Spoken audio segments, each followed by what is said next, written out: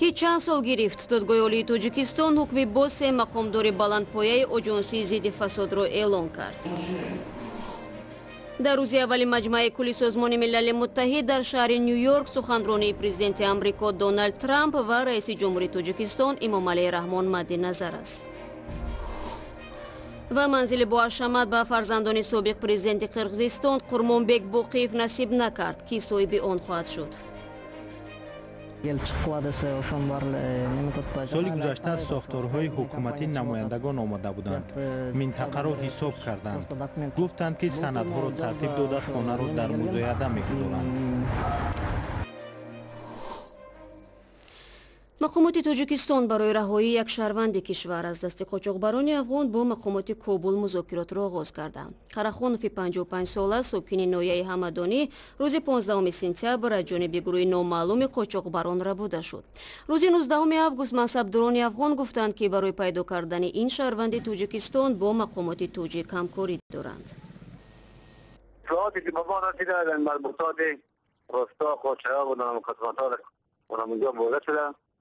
یه تلاش‌های نیایی ما ایجاد داره که بخصوص دستگیریش ما اقدام بکنیم به جایش هنوز تثبیت نشده که ما را پیدا بکنیم. هر وقت که ما دستگیریش اقدام کردیم پیدا شدیم انشاءالله باز تماس بگیریم برای شما. مقامدار افغان 19 سپتامبر با رادیو آزادی صحبت کرد. قراخانوف پاسبان حفظ پدپالکوونیک ریاست امور داخلی خطلان تاج‌الدین نصرالدین زاده بود. طبق اطلاع آخرین پدپالکوونیک تاج‌الدین نصرالدین زاده تا زمان انجام تفتیش موقتا حق اجرای وظیفه را ندارد.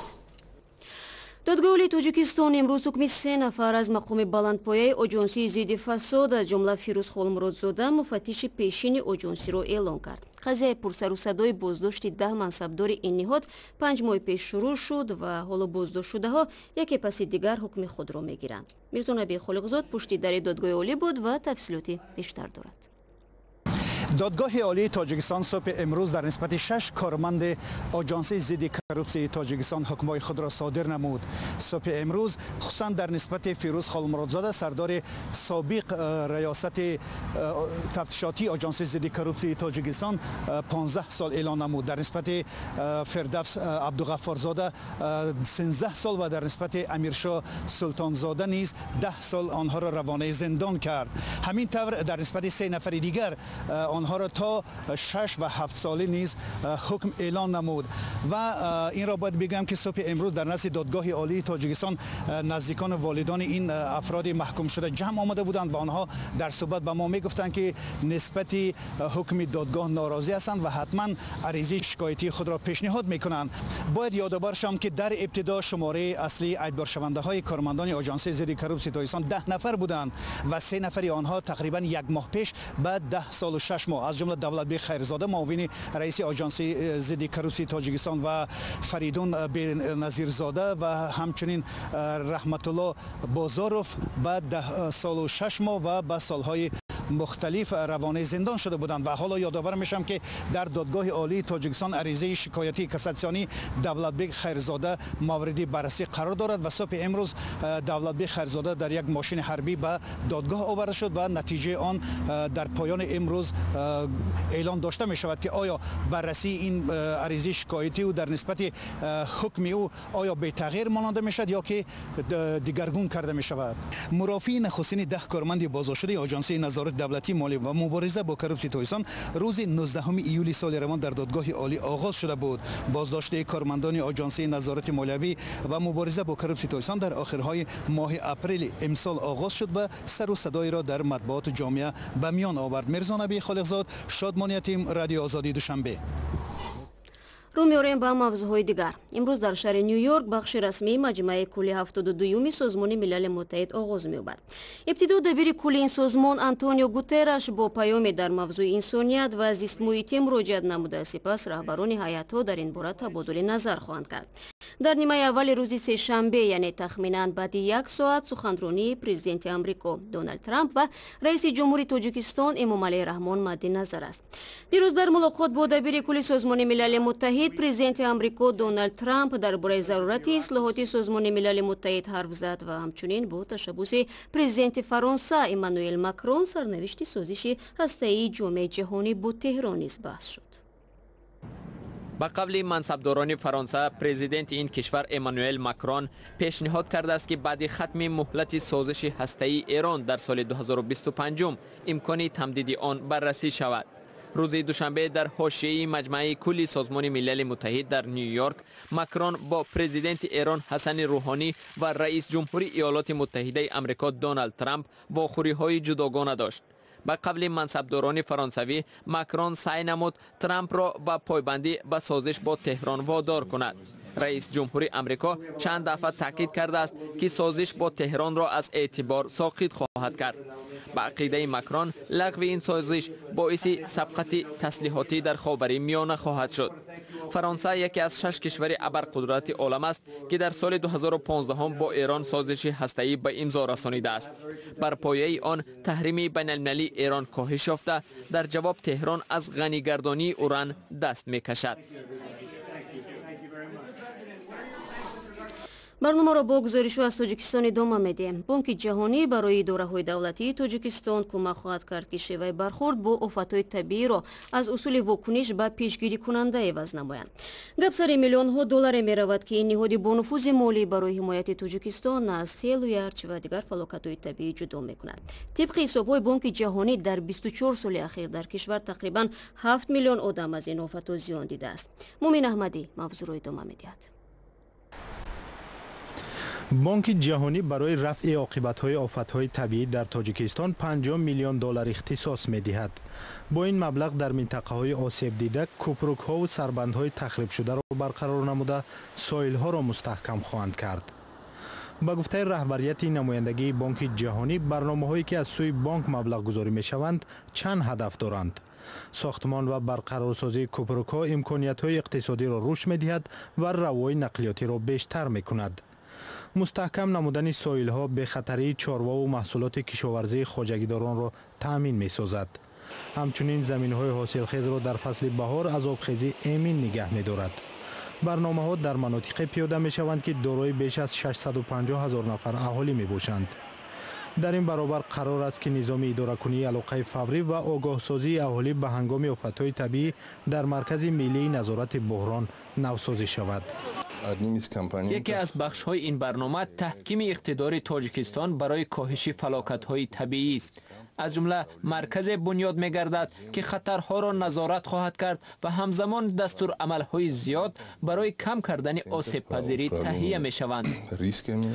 تاجیکستان همساله از آفت‌های طبیعی نظیر سیل و آبخیزی و زمین جنبی و ترمه‌فرایی خسارات می‌بیند. هر سال خسارات مالی تا 10 میلیون دلار می‌رسد. هر دفعه رهبریت کشور به جامعه جهانی برای دریافت کمک‌های بشردوستانه به خاطر رفع عاقبت‌های آفت‌های طبیعی مراجعت می‌نماید. کارشناسان بانک جهانی بر اینند که مبلغ‌های جدا شده ضرر رسیده از فلاکت‌های طبیعی را به مراتب کمتر خواهد کرد. معمولاً آبخیزی‌ها در جنوب تاجیکستان و سنگریزی و ترمه‌فرایی در شرق و جنوب و شرق تاجیکستان به عمل می‌آیند. از این خاطر برنامه‌ها در همین منطقه‌ها راه‌اندازی خواهند شد. یک عالم امریکایی در تاجیکستان برای دانش آموزان و افراد کسب و کار مختلف درس سخنوری را یاد می‌دهد. آنهایی که در این درس‌ها شرکت کردند می‌گویند از خود کردن چنین ملکه در زندگی حتما برایشان به کار می‌آید. شادمانی یتیم از شنونده این درس‌ها بود. سم پاتولیکو پروفسور سوهای سیاست و ارتباط اجتماعی امریکا که مدت یک هفته در تاجیکستان قرار دارد، برای مدیران، دانشجویان و کارمندان گوناگون شرکت و تشکیلات‌ها درس مهارت سخنوری آموخته است. در لکسه نوبتی که 18 سپتامبر در دوشنبه گذشت، دایره‌های صاحبکاران و کارمندان بخش‌های ارتباط با جامعه دعوت شدند. Any time that you're managing other people or any time that you're trying to get something done for your company, در هر زمان برای مدیر لازم است که داند چگونه با کارگر با شریک کاریتان هم صحبت شود و فکر و اندیشه های نو را به آنها فهماندن لازم است. من شادم که با دعوت سفارت امریکا مدت یک هفته در شهرهای خوجند، ایستروشن، اسپره و دوشنبه با دانشجویان و شخصان سین و سال گوناگون واخوردم.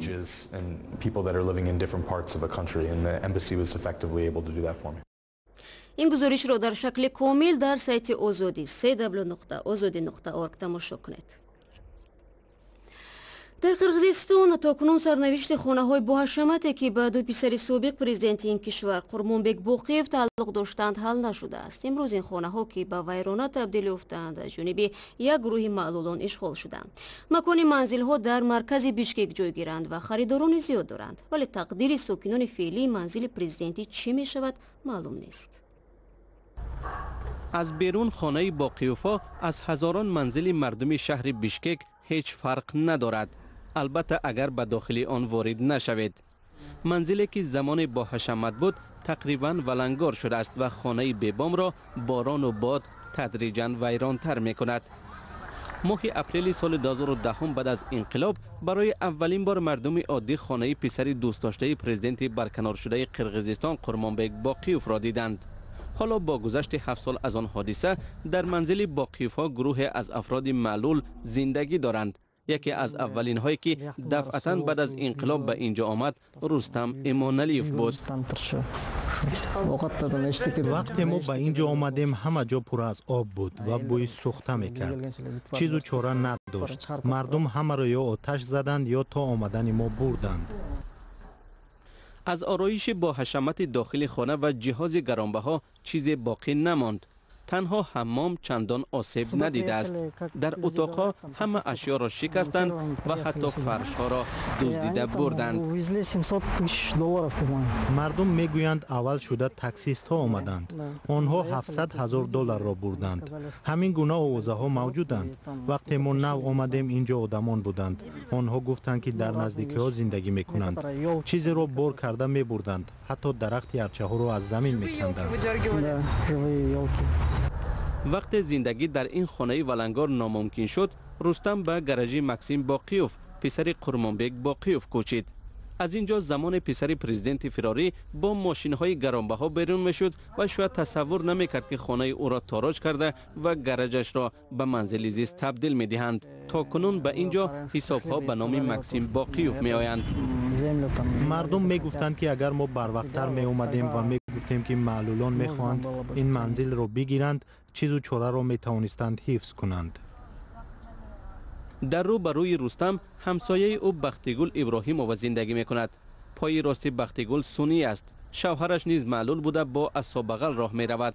آنها دختری 4 سالشان را به وای می رسانند. این عائله در گراژ پسر بزرگ پرزیدنت سابق قرمانبک باقیوف به سر می برند. طول 6 سال است که آنها تلاش دارند این خانه را به نام خود ثبت کنند. ما به همه مراجعت کردیم، خواهش نمودیم که قطعه را برای معلولان جدا کنند تا اینکه ما توانیم در اینجا زندگی کنیم و کار خود را پیش بریم. شما دیدید که در اینجا معلولانی هستند که از جا خستند و کار کردن نمی توانند. فعلا برای رستم و دیگران اجازت نمیدهند که این منزل ها را تعمیر نمایند، چون که در هر لحظه مقامات می توانند همه عائله ها را بیرون کنند. از دادستانی آمدند و گفتند که ما هیچ چیز را نرسیم. ما هم نرسیدیم. اگر ما تعمیر کنیم و ما را بیرونند، سال گذشته از ساختارهای حکومتی نمایندگان آمده بودند. منطقه را حساب کردند. گفتند که سندها را ترتیب داده خانه را در مزایده میگذارند. رستم و همسایه هایش به هر پیشنهاد راضی هستند. اگر حداقل قسمتی از این قطعه را به جمعیت معلولان بدهند، شاید یگان شرکت ساختمانی راضی می شود که بنای بلند آشیانه بنیاد کند و تعداد خانه های آن به ساکنان منزل باقیوفا نصیب می گردد.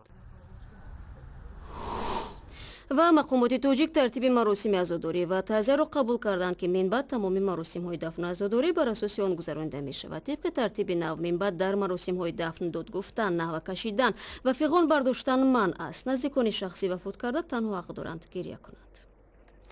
اگر خواهید که از نبض تاجیکستان و جهان آگاه باشید، خبرگزاری شوی ما را در سامانه www.azadi.org پیگیری کنید. صفحه های ویژه رادیو آزادی در شبکه‌های اجتماعی و کانال آزادی ویدیو در یوتیوب شما را در جریان تحولات نگاه می‌دارد و اگر شما نیز خبر و نواری دارید به ما بفرستید. روز خوش و خدا نگهدار هر یک شما.